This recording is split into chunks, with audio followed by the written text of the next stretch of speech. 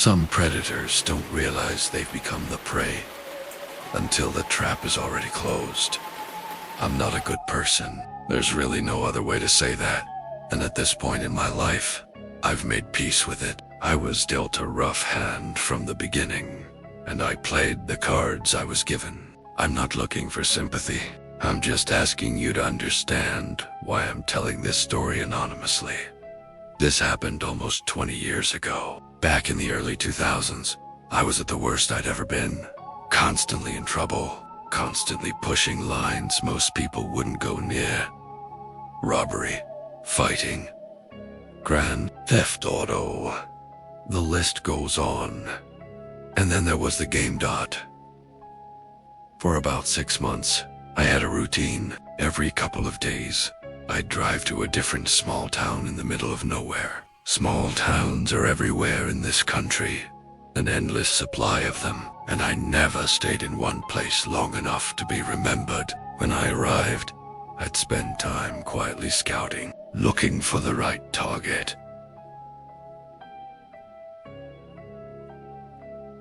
Always an old couple, always frail, or always isolated. The physical weakness mattered, but honestly, the mental weakness mattered more. I needed people who would panic, who would act on instinct and emotion rather than think clearly. Once I found the right candidates, I'd wait until around 9 p.m. Docking up, but not so late that people would be suspicious of answering the door. Then, I'd run to their doorstep in a panic. My car broke down. My wife was in labor. I needed a phone immediately. Please, it worked. Every time. Once they let me inside, I'd tie them up and take what I could. I never took anything sentimental. I tried my absolute best not to hurt anyone. I told myself that made me different from the really bad ones. Looking back now, I know how hollow that sounds. The night everything changed started exactly like all the others. I found my targets, an isolated house on a road where the next nearest neighbor was a solid 3-minute drive away. The front of the house sat almost directly on the road. Barely any yard, barely any driveway. One old pickup truck parked on the side in the grass. Behind the house, nothing but trees stretching into darkness as far as I could see. I noted the escape route automatically. The road was the obvious path, straight, shot out, simple, clean. I put on my game face and ran to the front door. An old woman answered. She didn't look scared. She didn't even look concerned. Most people I'd targeted at this point were already trying to help before I finished my sentence, flustered, anxious, reaching for their phones. This woman just looked at me with a calm, unhurried expression and asked what the problem was. I launched into my story. Wife. First child. Car broke down. Please. I need to call someone. She smiled. It was a rough smile. Not many teeth. Then she reached out, grabbed my shoulder firmly, and told me to come in. Something was already wrong. Pre-med cold, feel it, that low hum in the chest that your body sends up before your brain catches on. But I was already moving, already following her toward the living room. Then he walked in. The son, young, maybe 25, maybe 30. Enormous, well over 6 feet, easily pushing 400 pounds, with a thick, black beard that jutted several inches off his face. He was holding a hunting rifle. The old woman cheerfully announced that her son would go outside and take a look at my car.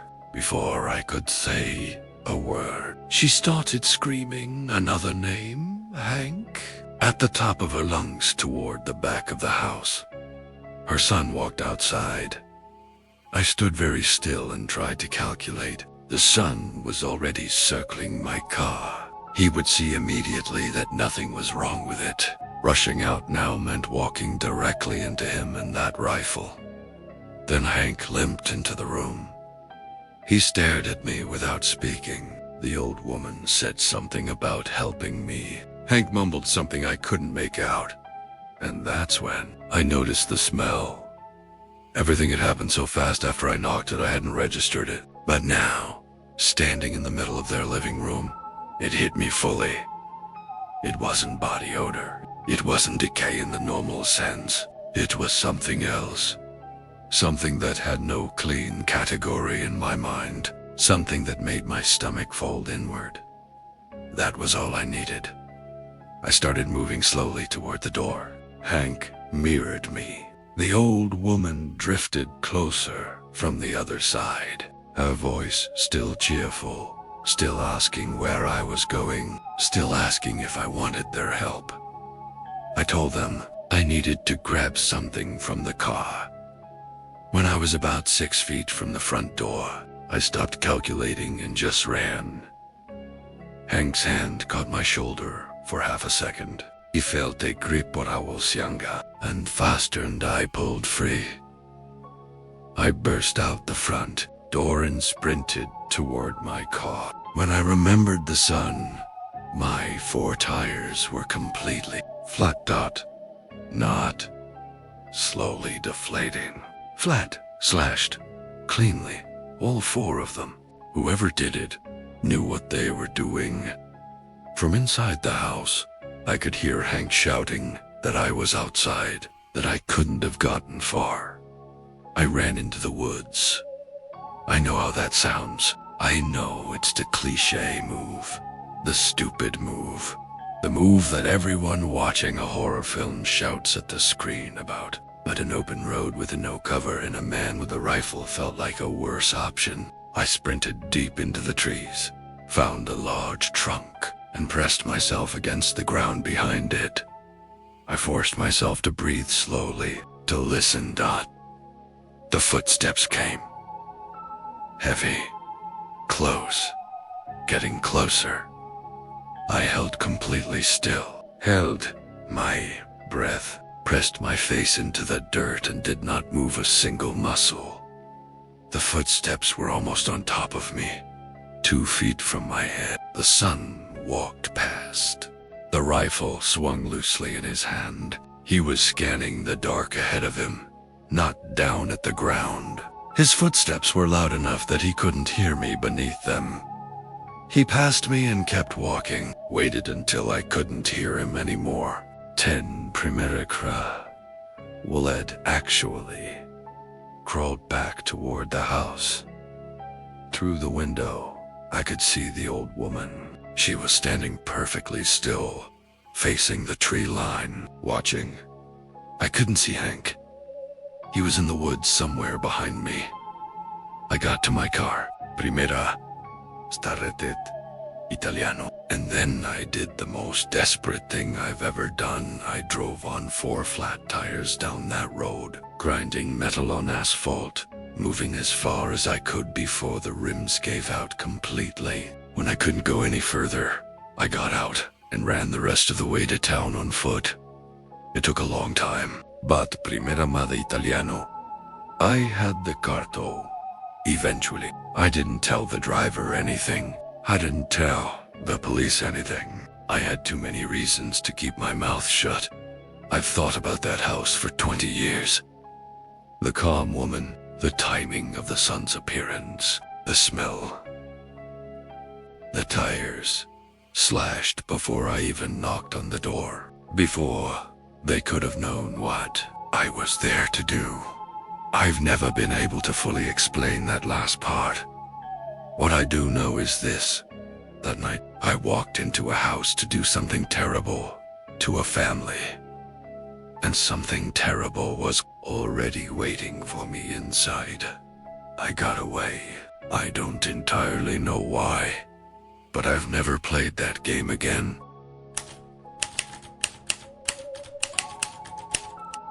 There are things that cannot be explained on camera. That doesn't mean they weren't there. I'm not proud of this story, not the parts I was responsible for. and not the parts I couldn't explain. I'm sharing it anonymously because I think it would be interesting to hear a story like this from the inside, from the perspective of the person who wasn't supposed to be there. For context, I worked as an overnight security guard at a large strip mall in my hometown. Night owl by nature, minimal human interaction, decent pay. For the first few months, it genuinely felt like a dream job. Then the boredom arrived. I started paying close attention to the security cameras. Not to do my job, but to find the gaps. Blind spots, areas with no coverage. I'd walk to these spots during my rounds and do something stupid like a dance move, then play back the tape in the office to confirm I couldn't be seen. I made a careful list in my phone of every location where the cameras couldn't reach. I started small. A hat, a cheap t-shirt. I'd move the item to a blind spot, slip it out the back door, pick it up in the morning when I left. When I played the tapes back, there was nothing. No footage of me. No evidence of anything. I became careless with confidence. Over time, I graduated 2 more valuable items. Expensive Snickers. Electronics. I was methodical about it. Careful about inventory patterns. Convinced I'd found a permanent loophole. For a long time, nothing happened. Then one night on my rounds, I heard something. Laughter. Children's laughter. Light, echoing, coming from everywhere at once. Inside one of the stores, I grabbed my flashlight and moved through the space calling out, demanding whoever was there to show themselves. I saw nothing, but I could still hear it. Movement. Whispers just below the threshold of comprehension. Laughter that didn't stop when I shouted. It surrounded me. Above me. Beside me. Behind me. And I could not locate a source. I ran back to the office and played the footage. The cameras showed only me. Me waving a flashlight at empty air. Me shouting at nothing Primetta. Told myself kids somehow got in. Found a blind spot. Knew how to stay out of frame. There was a logical explanation. I had the next 2 nights off. When I came back, I asked the outgoing guard if anything strange had happened. He said no. That night, I decided to check the same store again, around 3 a.m.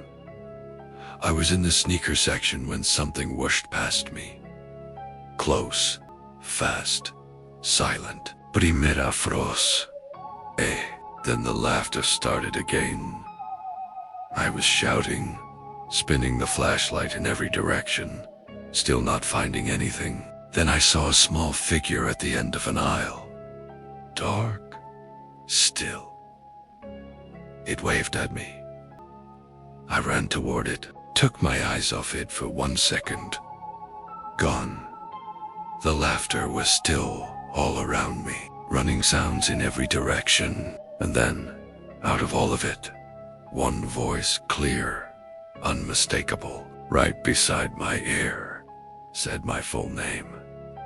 I left the store, immediately ran back to the office, sat down and tried to breathe. I still had the sneakers in my hand. I sat them on the desk without thinking.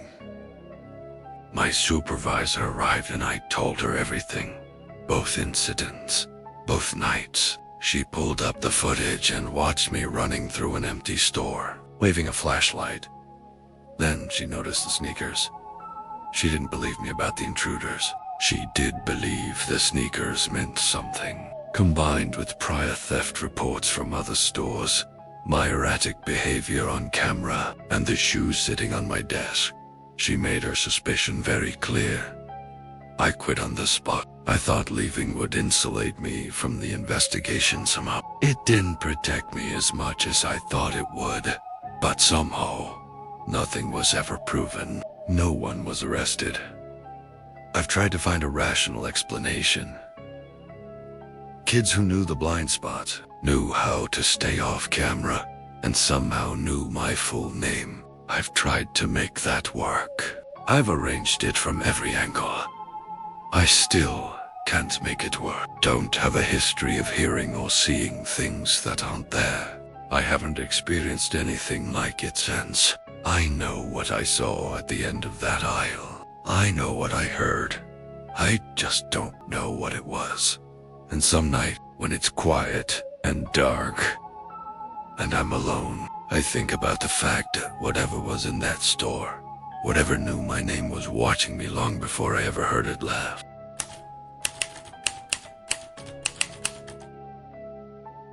He spent months learning everything about the lives of strangers. He never considered that someone might be doing the same to him.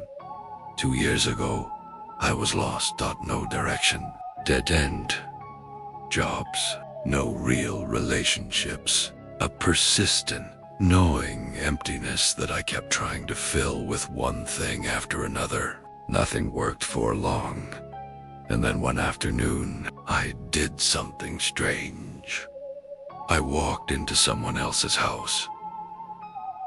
I knew the owners. I knew they were at work. I'd seen their contractor crew leave for lunch that morning on my walk, and something made me try the front door. It was unlocked. I walked inside and stood in the middle of a stranger's kitchen, and I felt something I hadn't felt in a long time. A rush. I didn't take anything. I just moved through their rooms slowly, looking at their furniture, their photo, the little accumulated evidence of a life being lived. I stayed for several minutes. I left before the crew came back. After that, I couldn't stop. I became careful and methodical about it. I'd watch houses, learn schedules, identify entry points, spare keys under doormats, fake rocks in gardens, unlocked back windows. I'd enter only when I was certain no one was home. I never took anything. I just walked through the space and felt that particular electricity of being somewhere I was never supposed to be. But the rush wore off, the way every rush does. Presence alone stopped being enough. I needed to leave a mark. I started calling myself a reverse thief. I'd bring objects from outside and leave them inside, placed carefully. Somewhere they'd definitely be noticed, but not so obviously wrong that someone would immediately call the police. A folded blanket on a couch, a coffee mug in the wrong cabinet, small things that would make someone stop and think. I'd lie awake imagining the conversations, the confusion, the suspicion threading itself through ordinary households. I know how disturbed that sounds. I knew it then, too. In a distant way, the way you know something is wrong without fully letting that knowledge land. It escalated from there. I started leaving things designed to cause real harm, items that would look like evidence of something that hadn't happened. Things chosen specifically to damage relationships between people who trusted each other. I told myself it was just a game. It wasn't a game.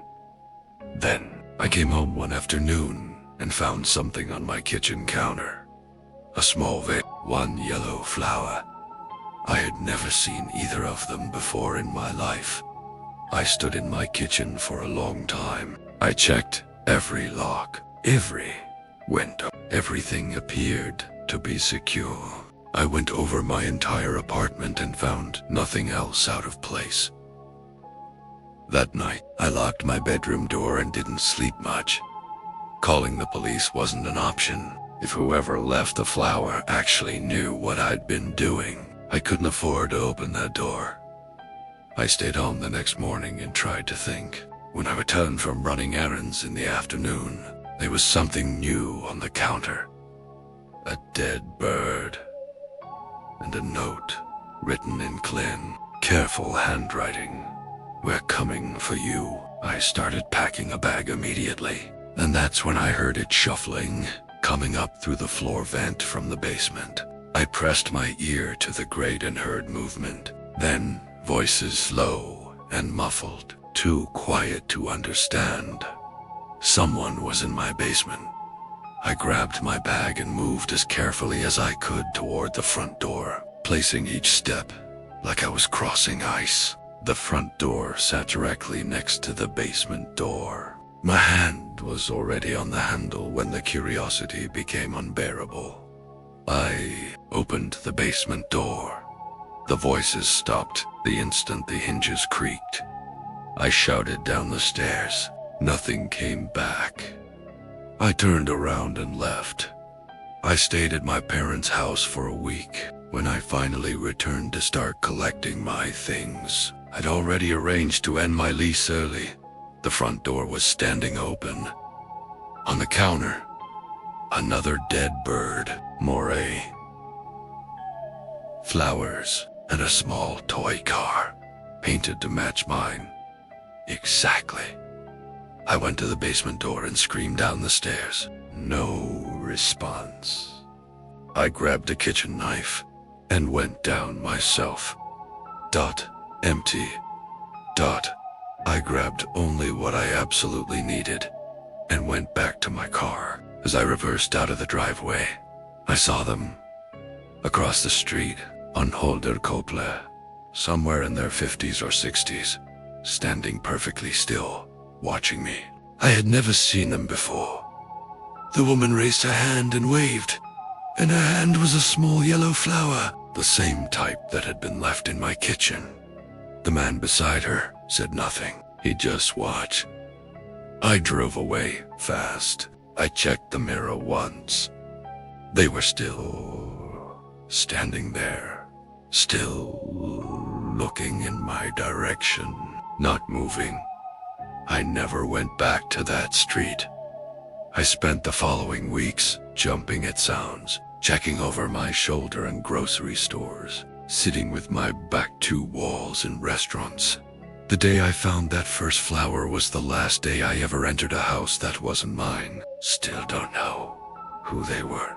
I never found out which house they came from, or how they knew what I'd been doing, or how they got inside my apartment.